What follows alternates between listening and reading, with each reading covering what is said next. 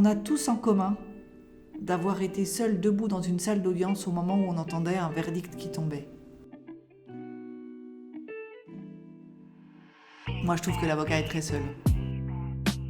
Seul face au juge, seul à côté de la solitude de notre client. Mais quelle responsabilité! Réussir à ne pas se laisser influencer ni par les amis, ni par la politique, ni par les médias, ni par les pressions, ni par rien. Bienvenue dans le 4e épisode de cette 2e saison de Parole Vive, le premier podcast qui laisse le micro aux amoureux de la parole, présenté par la Conférence Olivain. On se retrouve une nouvelle fois avec Maître Solange Doumic, qui aujourd'hui va nous parler de la profession d'avocat et du rôle central de l'éloquence dans le procès pénal. Dans l'épisode précédent, vous évoquiez la mission des secrétaires dans la défense pénale d'urgence. En quoi est-ce que cela consiste ? Pendant une année, on est commis d'office pour les affaires criminelles pour lesquelles les clients n'ont pas d'avocat. Ils ne peuvent pas payer un avocat. Donc dans les affaires les plus graves, c'est nous qui sommes désignés. Et c'est comme ça que, très vite, après mon élection, j'ai été réveillée vers minuit une femme à l'Hôtel-Dieu, salle Cusco, c'est-à-dire la salle où on met les gens malades qui vont être placés, qui sont placés en détention, ou les détenus qui sont malades. Et j'ai été réveiller cette femme pour lui dire « Bonjour madame, le bâtonnier me demande d'assurer votre défense si vous le souhaitez. Vous allez être mise en examen pour terrorisme par monsieur le juge Bruguière. » Elle s'est réveillée, elle m'a dit qu'elle était enceinte de 8 mois et demi. Je lui ai dit, je sais bien, c'est pour ça que je viens vous voir là. Voilà, et on a parlé.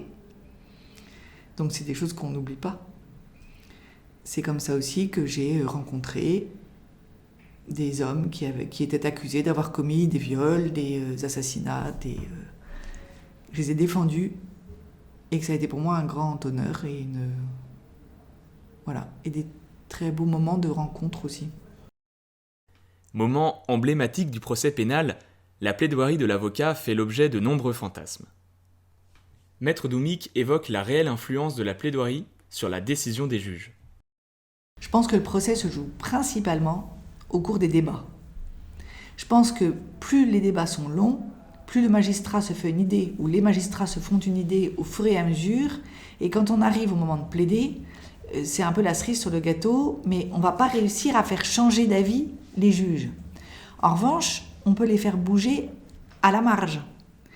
Et donc, il est essentiel pendant les débats de réussir à mettre en place tout ce qu'on veut et tout ce qu'on doit mettre en place pour la défense de notre client, qu'on soit en défense ou qu'on soit d'ailleurs en défense d'une partie civile, c'est pareil. C'est pendant les débats que ça se fait. Et puis la plaidoirie à la fin peut accentuer, mettre le projecteur sur un point ou un autre, un peu plus faire douter, voilà. Mais je ne crois pas qu'on puisse par exemple avoir un procès complètement perdu, puis à la fin tout d'un coup, pof, l'avocat qui réussit à tout faire changer en une demi-heure, ça me paraît... Non, ça me paraît pas possible. Néanmoins, Maître Doumic nous rappelle que la plaidoirie demeure capitale pour conserver une justice humaine. Oui, c'est sacré la plaidoirie de l'avocat. Parce que nous sommes des êtres humains. Et tant que nous ne serons pas tous transformés en robots, il faut qu'il y ait de l'humanité dans la justice. Et l'humanité passe par l'humain, c'est-à-dire par le corps, par la voix, par le regard. Par autre chose qu'un argument froid qui soit écrit sur un papier ou rentré dans un ordinateur, que l'on coche en disant, bon ben voilà, il y a ça, ça, ça, et donc la peine arrivera aussi par ordinateur, parce qu'en fait, voilà, c'est de la justice prédictive à fond, on est dans le... C'est pas ça la justice. La justice a besoin de chair, d'os, de gens qui sont présents, et donc de la plaidoirie. Cette plaidoirie est essentielle. Alors elle n'emporte pas tout, elle ne convainc pas pour tout, elle n'est pas parfaite, elle peut être trop longue, elle peut être trop courte, elle peut oublier un élément essentiel, elle peut mettre trop de choses qui noient le poisson, mais enfin elle est là. Et pour l'homme ou la femme qui est défendu et qui entend, eh bien pour lui aussi c'est essentiel. C'est essentiel parce que ça peut en réalité mettre en place tout d'un coup différentes choses qu'il savait, mais qui pour lui aussi deviennent beaucoup plus claires et limpides parce qu'elles sont dites par un autre que par lui. Ça peut être essentiel parce qu'il se rend compte qu'en réalité, tout le monde a pris du temps réellement pour s'intéresser à ce qui s'était passé, aux faits qui lui sont reprochés ou aux faits qu'il a vécu, pour rendre une décision qui porte ça. Donc oui, la plaidoirie est absolument essentielle et toute restriction à notre droit de plaider, à notre temps de parole, au caractère sacré de cette plaidoirie, est extrêmement grave. Et aujourd'hui, parce que beaucoup n'aiment pas plaider aussi, donc ils disent ça ne sert pas à grand chose, par écrit on peut dire la même chose, on peut plaider beaucoup moins, on peut dire les choses beaucoup plus vite, on peut faire comme aux États-Unis, on pose des questions, puis après la plaidoirie, même pour une affaire hyper importante, elle se résume en 10 minutes, hop hop.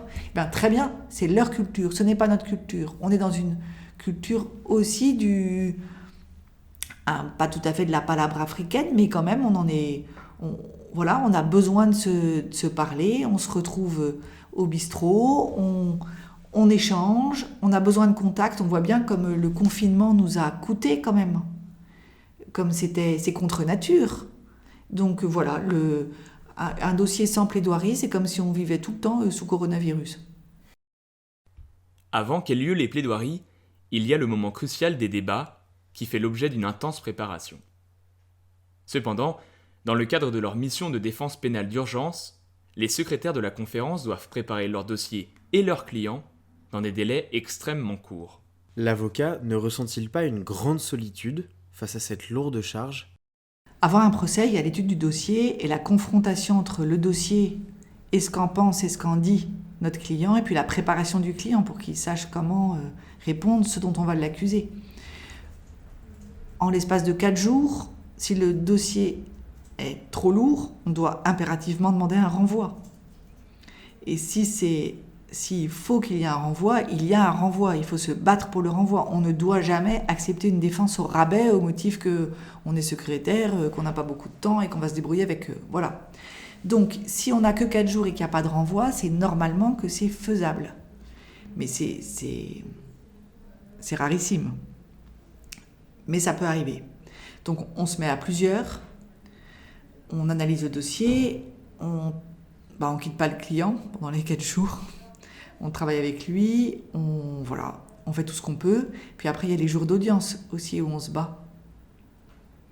La plaidoirie ne se fait pas au début du procès, elle se fait à la fin du procès. Et ça, c'est important à savoir quand même.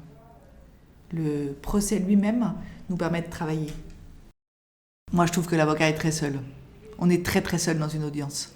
Seul face au juge, seul à côté de la solitude de notre client, qu'on partage, mais un client qui se repose sur nous implique que, du coup, nous sachions, que nous le guidions, que nous l'épaulions. Mais quelle responsabilité! Donc, oui, on est souvent seul aussi, même face aux médias, face à la salle, il y a parfois beaucoup d'associations, par exemple, dans un procès, ça c'est terrible, parce que ce sont des idées qui sont défendues et non plus vraiment des gens. Et c'est parfois très utile, certainement, mais c'est difficile quand on est avocat en face de beaucoup d'associations. Donc tout ça, oui, ça implique une grande solitude et c'est pour ça que moi j'aime bien travailler en équipe. Comme ça, on est plusieurs à être seuls. C'est plus sympa. Est-ce que malgré votre expérience, vous ressentez toujours le trac avant de prendre la parole pour assurer la défense de vos clients ? Avant de parler, j'ai horriblement le trac. Moi, j'ai le trac tout le temps. J'ai très mal au ventre. Et j'ai très mal au ventre plus ou moins longtemps selon la difficulté. Voilà. Mais rien qu'en vous disant que j'ai le trac, ça me fait repenser à des plaidoiries vraiment difficiles que j'ai fait récemment et j'ai le trac, oui. Je crois qu'il faut l'accueillir. Notre trac, dans ces cas-là, fait partie de nous. Donc si on cherche à le repousser, à le refouler, à le mettre à la porte, du coup, on est en lutte avec le trac. Et il ne faut pas qu'on arrive en lutte avec nous-mêmes ou quelque chose de nous-mêmes quand on a apporté une parole. C'est pas possible. Donc il faut l'accueillir. J'ai le trac, il fait partie de moi. Et si j'ai trop le trac, j'ai trop le trac. Et voilà, et à la limite, je peux même faire une pause. Et si je tremble, c'est pas dramatique. Et si je fais tomber mes papiers, tant pis, je les ramasse. Vous voyez ? Moi, je pense que je ne suis pas parfaite, loin de là, et que cette imperfection, il faut que je l'accepte, donc je l'accepte. Et puis, c'est tout ce que je suis qui vient porter la parole que je veux porter. Donc c'est comme ça que je m'accommode de mon trac. Mais franchement, si je pouvais l'avoir un petit peu moins, je serais beaucoup plus confortable. Et comment préparez-vous vos plaidoiries ? Au fur et à mesure du temps, avant le procès, pendant le procès, de plus en plus, enfin de manière exponentielle, j'ai toutes mes idées qui viennent, que je griffonne, et puis que je finis par mettre en ordre. Et autour de cet ordre, je bâtis un plan de plaidoirie précis, avec aussi les exemples que je veux prendre, les pièces du dossier auxquelles je veux me référer, etc. Et c'est comme ça que je prépare ma plaidoirie. Et je me fais des bouts de plaidoirie dans ma tête, je marche pas mal, donc en marchant, je plaide dans ma tête. Je plaide tout haut en écrivant mes bribes d'idées, je lance les idées majeures, j'affine mon plan, je soumets des morceaux de plaidoirie à mon équipe, au cabinet, on en parle ensemble. J'aime bien avoir un retour, qu'on me dise oui, ça marche, ça va pas du tout. Parce que parfois j'ai des idées qui sont à côté de la plaque, il faut bien que quelqu'un me le dise. Bon, dans une certaine mesure, je les soumets à mes clients, pas trop non plus, parce qu'en fait, on peut pas très bien savoir, quand on est soi-même la personne concernée, ce qui va être bon ou pas de dire. Et il faut faire attention de rester le conseil du client et non pas l'inverse, sinon à la fois on perd de notre liberté puis on est moins efficace. Donc bien évidemment, tout ce que je fais est en lien et en accord avec mon client, mais je ne fais pas le même travail que ce que je fais avec mes collaborateurs par exemple. Pendant les débats, il est très important de faire ressortir les éléments que nous voulons utiliser après dans notre plaidoirie. Parce que si cet élément débarque pendant la plaidoirie, il n'est pas crédible. Il faut qu'il soit apparu avant et qu'il soit après résumé, ramassé, condensé pour être représenté au juge. Mais il faut qu'il ait émergé avant.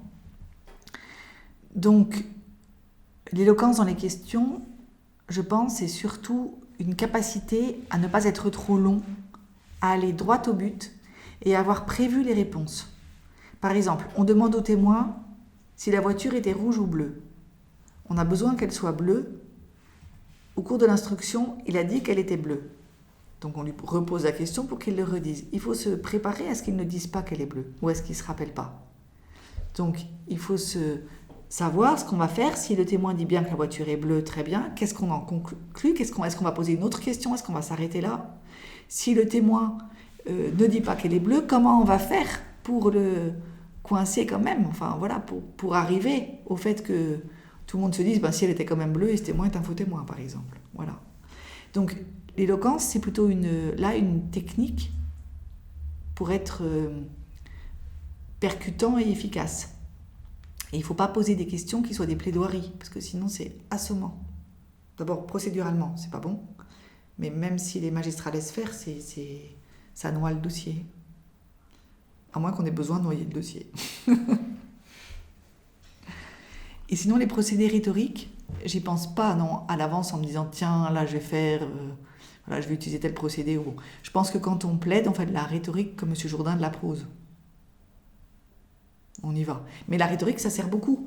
Ça sert beaucoup de la travailler avant, parce après, on s'en imbibe. Comme ça sert de beaucoup écrire pour s'exercer à écrire, si on veut écrire un livre. Enfin, voilà, c'est pareil. Tant au cours des débats que lors de la plaidoirie, l'avocat doit être éloquent. Mais, Maître Doumic, qu'est-ce que l'éloquence pour vous ? Pour moi, être éloquent, c'est savoir convaincre. J'ai entendu un jour quelque chose qui m'a énormément appris en matière d'éloquence, c'est que j'étais en train, chez moi, de faire un truc aussi intéressant que faire la vaisselle en écoutant la radio. Et c'était les nouvelles, et il y avait eu un horrible attentat en Égypte avec des gens qui avaient été fusillés alors qu'ils avaient été faire une visite de pyramide, je pense, où on les avait tous mis près de leur autocar et puis fusillés. Et il y avait une seule survivante, c'était une Suisse. Et on l'interviewait, et elle parlait lentement. Et on lui dit, alors madame, qu'est-ce qui s'est passé ? Et elle raconte, avec un ton monocorde, comme ça, qu'ils étaient tous très jeunes, qui les ont fait mettre près du car, tous alignés, et puis qu'on a commencé à les fusiller, et qu'il y a un gros monsieur qui est tombé sur elle, et qui avait du sang partout, et qu'elle était coincée dessous. Bon, et elle raconte son truc, et moi j'ai arrêté ma vaisselle. J'étais pétrifiée. Il n'y avait pas un mot au-dessus de l'autre. Elle ne pleurait pas, elle ne criait pas, elle était... Et là, c'était d'une éloquence, extraordinaire. Elle aurait sangloté, la pauvre femme, je veux dire, je sais pas. Moi, je pense que j'aurais pris, vaguement essuyé ma mousse et pouf, coupé la radio. Parce que ça aurait été pas... Et là, je ne pouvais rien faire. Je ne pouvais rien faire. J'étais scotchée, ça m'a... Et parfois, être comme ça, juste recto tono, c'est ça l'éloquence, parce que c'est ça qui fait qu'on va être entendu. L'éloquence, c'est pas faire un truc qui est joli. C'est réussir à se faire entendre. Enfin, pour moi. Sinon, ça sert à rien. Et du coup, l'éloquence qui sert à rien, très bien. C'est pas mon truc. Et de la même manière, un jour, j'ai plaidé aux assises. Et je plaidais pour un de mes clients vraiment que j'ai vraiment beaucoup aimé. Il s'appelait Bernard, il avait 19 ans. Et j'explique toute sa vie. Et sa vie était absolument atroce. Il disait au psychiatre, il avait dit au psychiatre, moi je m'appelle Reviens Foulcan, parce qu'il était le dernier de 4. Sa mère le plaçait à la DAS. Il était dans le sud de la France, placé à la DAS. Il avait 8 ans, il reprenait des trains en se cachant dans les toilettes. Il arrivait à Gare Saint-Lazare, il revenait chez ses parents. Il sonnait, sa mère ouvrait et disait « Ah, c'est toi, Foulcan ». Donc voilà. Et donc, il s'était nourri dans les poubelles et bon. Et moi, je plaide ça. Et j'explique que s'il a pas de dents, qu'il y a la moitié des dents qui lui manquent, c'est parce qu'il s'est nourri dans les poubelles depuis qu'il est petit, que c'est... Voilà, que c'est pas... Et quand je parle de sa mère, il y a quelque chose qui doit me toucher particulièrement. En fait, j'ai ma voix qui se casse. Et je sens que voilà, je suis trop émue. Et puis je me reprends, très bien. Les réquisitions, c'était 6 à 8 ans. Les jurés se retirent pour délibérer avec la cour. Je plie mes affaires. C'était les petites assises à Paris, juste au-dessus de la buvette. Je descends à la buvette. J'ai pas le temps de commander quelque chose que la greffière vient me dire. Maître, on reprend. Le délibéré avait duré moins d'une demi-heure. Je reviens dans la salle, 7 ans prononcés. Autant dire que ma plaidoirie, ou rien, c'était pareil. 6 à 8, la moitié. C'est 7, 30 minutes, pof, tout le monde d'accord, on remballe. Je suis sous terre. Je sors en même temps qu'un juré supplémentaire, donc des jurés qui assistent au débat, mais qui ne participent au délibéré que s'il y a un juré qui manque. Là, il n'avait pas manqué de juré, donc il n'avait pas assisté au délibéré, donc il ne trahissait aucun secret en venant me parler. Le juré supplémentaire du type cadre commercial dans la publicité, sympa, très content de lui, se posant pas de questions et venant faire un peu de marketing. Donc il vient me voir et il me dit « Alors, vous êtes contente des résultats ?» Je suis contente du résultat, 7 ans, c'est horrible, c'est affreux. Non, vous avez un peu trop fait. J'ai trop fait. Oui, quand même, c'était un peu théâtral, le coup là de manger dans les poubelles. Bon. Et puis il s'en va. Et là, je me rends compte qu'en fait, c'était trop lourd ce que j'ai dit. J'ai parlé à des gens qui étaient tous des Parisiens. Les jurés sont du lieu de la cour d'assises. La gare Saint-Lazare, on connaît tous, on y passe. Se dire qu'un garçon si jeune, si près de nous, vit un truc aussi horrible. En plus, on ne pouvait même pas se dire que c'était un émigré qui, du coup, vivait une situation différente de la nôtre. Il était français, de parents français, qui ne voulaient pas de lui, qui le mettaient à la DAS. Ça questionnait tous les jurés qui étaient là. Il n'y avait aucune barrière. Et du coup, c'était insupportable. Et du coup, voilà, ils avaient balayé la chose. Et je me suis dit qu'il fallait faire très attention. Et que si j'avais été moins émue, j'aurais peut-être plus pu les émouvoir. Là, les jurés s'étaient dit « Ah, elle est émue, l'avocate. » Mais c'était tout. Exactement comme au théâtre. Et du coup, depuis ce jour, je ne plaide plus sans penser à ça, sans regarder chacun des juges ou des jurés. Et quand je vois dans leur regard une sorte de petite distance qui se crée, tiens, et où je vois elle est bien dans son rôle, je m'arrête et je dis bon, voilà, là, par exemple, ça dépend, je change de discours évidemment selon ce qu'il faut dire, mais quelque chose du type, là, vous croyez que je fais un numéro d'avocat. Et puis, je me débrouille pour rejoindre les jurés et les retrouver, et puis après les ramener de nouveau. Et puis quand je sens qu'on est de nouveau en phase, je reprends ma démonstration. Parce que voilà, la très belle démonstration qui passerait très bien si on notait de l'extérieur, en réalité peut n'avoir aucun fruit. Et du coup, c'est pour moi pas de l'éloquence. Trop souvent vu comme un artifice réservé au plateau de télévision ou au prétoire, on oublie que l'éloquence s'exerce à tout instant de la vie quotidienne. En effet, l'éloquence n'est pas réservée qu'au monde professionnel. Maître Doumic nous en parle. Alors l'éloquence, moi je me rappelle là, j'ai un souvenir très précis, une réunion de famille où avec une cousine, avocate au Conseil d'État à la Cour de cassation, on a, grâce à elle, elle avait été formidable, fait un discours à 2 voix sur la famille, on s'est beaucoup amusé, et c'était super, et tous les cousins, les vieux oncles et tantes, etc., étaient absolument ravis. Alors qu'est-ce que ça a créé ? Là, une cohésion forte, c'était un bon moment, c'est ça aussi l'éloquence. Donc il y avait le buffet, il y avait la joie des retrouvailles, et puis il y avait ce discours où ça a fait... ça arrive tout le temps. Pour les mariages, on fait des discours, on fait des discours au moment des enterrements, parce que c'est important, c'est une... Donc oui, l'éloquence, ça existe indépendamment, et toute l'émotion qu'on met dans ces moments-là, elle est essentielle aussi, ce partage, et les déclarations d'amour. On n'imagine pas qu'une déclaration d'amour, ça soit faite uniquement par un ordinateur où on cache des cases. Oui, je te trouve beau. Bon, ça va pas, quoi. Les déclarations d'amour, c'est essentiel. Ça aussi, c'est l'éloquence. Mais c'est pas de l'éloquence, voilà. Et celui qui fait une déclaration d'amour, il n'est pas en train de se dire « je fais de la rhétorique ». Nous en sommes au chapitre 2. Non, il a intégré sa rhétorique. Mais il peut y mettre toute sa fougue, bon. Alors, un facteur d'ascension sociale. Tout ce qui nous fait progresser est un facteur d'ascension sociale. Donc, et l'éloquence, ça peut nous faire progresser. Et si on travaille notre éloquence, on progresse. Ce qui est certain, c'est que les tribuns ont toujours emmené des foules derrière eux, alors que parfois, franchement, il aurait mieux fallu qu'ils ne le fassent pas. Donc, ça prouve que l'éloquence peut avoir un pouvoir très fort. Donc, oui, évidemment, l'éloquence, c'est essentiel. Et d'ailleurs, quand on parle, on a un pouvoir terrible sur le public qu'on a. On peut l'entraîner, on peut dire ce qu'on veut. Le temps qu'on nous arrête, ce sera dit. Donc il y a quand même quelque chose de magnifique, de mystérieux et qu'il faut cultiver. Pour conclure, on appelle généralement les grands avocats les ténors du barreau. Et vous, Maître Doumic, avez-vous déjà allié le chant et la plaidoirie ?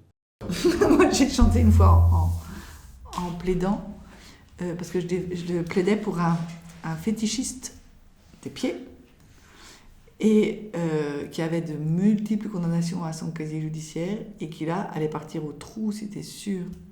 J'étais à la cour d'appel de Paris, il avait pris du ferme en première instance et j'ai plaidé en chantant. Elle avait des tout petits petons, Valentine, et les magistrats ont tellement ri en fait qu'ils lui ont mis du sursis.